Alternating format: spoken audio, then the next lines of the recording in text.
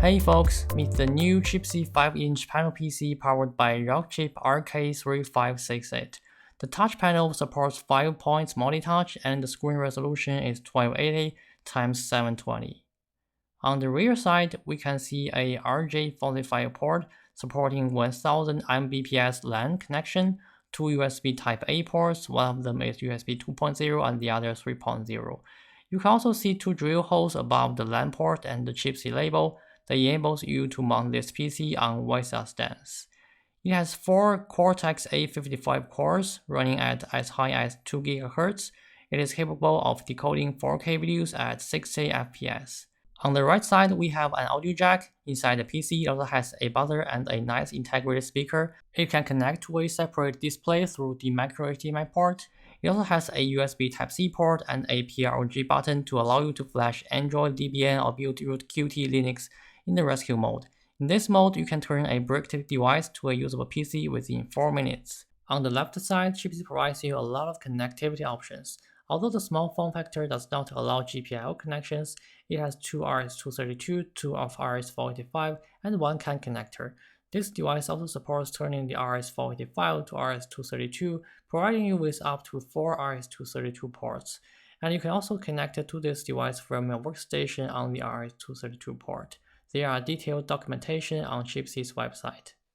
On the top side, although it doesn't support 4G LTE module limited by the space, but it does have a Wi-Fi antenna to let you connect to 2.4 or 5G Wi-Fi. You can also panel mount this device into your existing systems. The product has a built-in 16GB eMMC.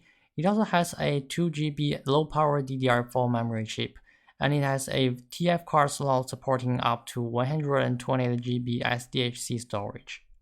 Let's compare it to a Raspberry Pi 2B to see how small this PC is. On the left is a Raspberry Pi 2B. This 5-inch panel PC is bigger than the Pi.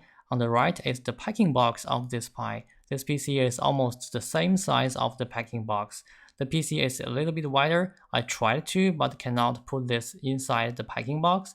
But if it doesn't have a panel, it could definitely fit inside the box. Let's open ADA64 to have a look. This PC is powered by Rockchip RK3568. It has 2GB RAM and 10GB free space after the system installation. Bluetooth is also supported out of the box. The CPU is a quad-core A55 running at 1992 MHz. It's a 64-bit ARM CPU. You can see a little more details here. Let's also take a look at the display. It is 1280x720 screen, supports multi-touch, but it only supports single-point touch on Debian Linux though. It has an integrated Mali G52 GPU. I'll show you some video playbacks later. The Android system is on version 11. You can connect with ADB from both Wi-Fi and Ethernet on this Android system, giving you a boost on developer convenience and productivity. In my room, the temperature is 27 Celsius degree, and this device runs at about 35 to 40 degrees. It does not have a fan inside. It takes advantage of the metal case for passive cooling. It also has an accelerometer sensor inside to tell the device what's up and down. You can rotate the screen automatically depending on how you place it. The sensor reacts very fast and accurate. You might see some square dots on the screen. My camera can capture it, but I can't see it in my bare eye. Next, let's watch some Jellyfin videos on this device. I'm sorry there are some Eastern characters on the screen. I still haven't figured out how to change the display language of Jellyfin. The sound is nice and good, but my camera mic isn't good enough to capture the audio. I like the Back to the Future series. This video is streaming at 4K HEVC and decoded by the hardware. The movie runs smooth and the power consumption is not high. Next, let's test some YouTube videos. Although I didn't manage to install the YouTube app, but the browser can also open YouTube website. I opened the Nerd Stats. This video is in 4K resolution and is very smooth. You can hear some bird sounds. Those are coming out of the Chipsee PC directly and captured by my Sony camera's built-in microphone. The sound quality is good. It's not some cheap speaker you often see on embedded devices.